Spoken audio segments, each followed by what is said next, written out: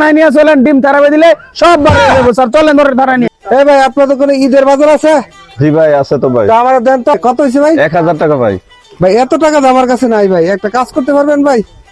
কি আমার করবো? একটা মোবাইল ছিল, যদি আপনি রাইখে দিতেন, রাইখে দিলে আমি মোবাইলটা তো একটু দেখতে হবে ভাই। নেন ভাই, তো দেখেন বিদেশ থেকে পাঠাইছে ভাই আমার এক আত্মীয়। মোবাইলটা তো ভালোই মনে হচ্ছে, কিন্তু দাম কত ভাই? ভাই এটা মোবাইলটা 50,000 টাকাটা কিনে হয়েছে, যদি আপনি রাইখে দেন, যেহেতু আমার কাছে টাকা নাই, ঈদের বাজার করতে হবে, আমি কিছু কম দিলেও দিয়ে দিব ভাই। তো এত টাকা তো ভাই পারা যাবে না। ভাই কত দিতে পারেন ভাই? আমি 2000 টাকা দিতে হবে। না ভাই দেন, মোবাইল দেন 2000 টাকা। মোবাইল টেবিল জীবনে দেখছেন আপনি? 50,000 টাকা দেবেন মোবাইল, এটা আমরা দেন 5,000 টাকা দেন। 5000 টাকা? আচ্ছা ঠিক আছে ভাই, দিচ্ছি। আচ্ছা দেন ভাই, তাড়াতাড়ি দেন, আর 2000 টাকা রাইখে 3000 টাকা দেন। এই যে নেন ভাই। ঠিক আছে ভাই, আমার সদারি দেন। তো বেশি দামে মোবাইল কম দামে কিনে ভালো আসসালামু আলাইকুম।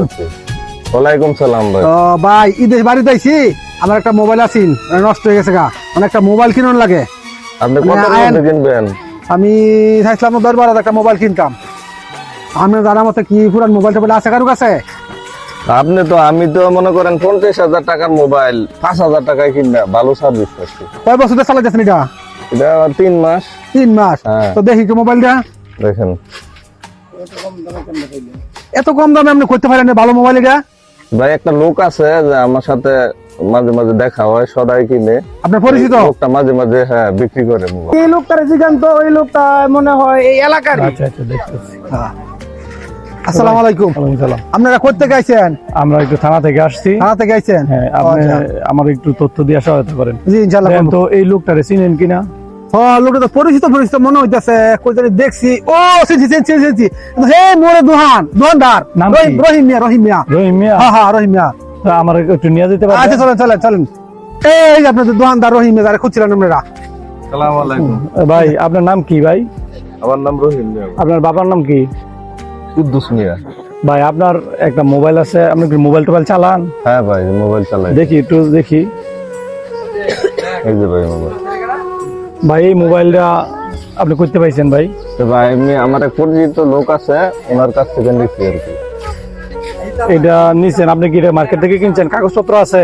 না, মার্কেট থেকে কিনি নাই।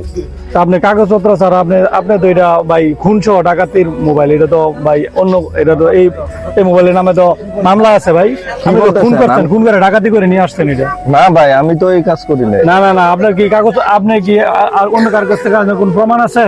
এটা কিভাবে পাইলেন আপনি এটা জানেন আপনি কিসের মোবাইল? এই মোবাইলটা খুন করে পরে নেওয়া হয়েছে, আর আপনি এটা করছেন। স্যার আমি তো জানতাম না। নাই যে এই কোন লোকটা করছে, আপনি ফোন দেন ওই যে লোক। আমি তো জানতাম না ওই ভাই। লোকের মোবাইল নাম্বার আছে আপনার কাছে? আছে। তো ওরে ফোন দিয়ে আনেন, আর দেখ ফোন তো এরে। নাম্বারটি ব্যস্ত আছে। The number is busy now. Sir এগুলা সব সলচাতুরি, ওরা থানায় নিয়ে চলেন, ডিম তারাবে দিলে সব বাড়ি যাবো স্যার, চলেন ধরে থানায় নিয়ে। যাচাই করে দেখেন, আমি তো এই ধরনের কাজ করি না। এগুলা স্যার চক্র, ওরা চক্র স্যার, ওরা চক্র। উনি ভালো মানুষ, নামাজ পড়ে 5 ওয়াক্ত, উনি অন্য কোনো কাজে জড়িত না স্যার। উনি, আমরা জানি সবাই ভালো মানুষ, এলাকার সবাই জানে, আরো খোঁজ খবর নেন স্যার, আপাতত নিয়েন না স্যার। আমার স্যারের সাথে কথা বলেন এই বিষয়ে। সে যে মোবাইলটা নিছে এটা হলো খুন সহ ডাকাতির মোবাইল। সে অবশ্যই আপনাদের কাছে বালু সাজাছে, কিন্তু আকাম কুকাম অবশ্যই করছে না। এই মোবাইলটা সে কিভাবে পাইলো? সে দেখুন আসামি ধরাইতে পারতেছে না। এই ভাই আপনারা কি বলেন? আর আমি কি জানি ওনার মতো সৎ মানুষ এই এলাকাতে নাই, এটা চক্রান্ত। স্যার এটা একটা আপনার আইনের মাধ্যমে করেন, যতই হোক এটা তো খুনের মামলা, যেহেতু আপনার মোবাইলটা পাওয়া গেছে, ও আমাদের সাথে থানায় যেতে হবে, থানায় নিয়ে তারপর বাকি কাজ। ওনায় যে মোবাইল নিছে চোরাই মোবাইল, এটা শুধু চোরাই না, খুন সহ ডাকাতির মোবাইল। এটা সে অটোমেটিক ফাইসে গেছে ইয়ার ক্ষেত্রে।